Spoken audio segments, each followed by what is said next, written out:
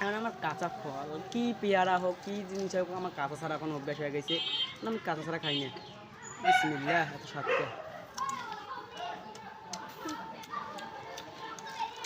খুব স্বাদ, খুব স্বাদ। দেখেন গাইজ, আমি এখন পেয়ারা খাচ্ছি, সেই স্বাদ। হুম হুম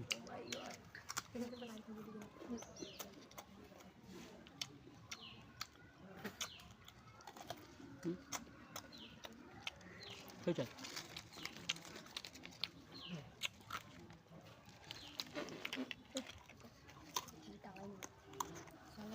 সেই স্বাদ, খুব স্বাদ। তাই খাবা নাকি তোমরা? সেই স্বাদ,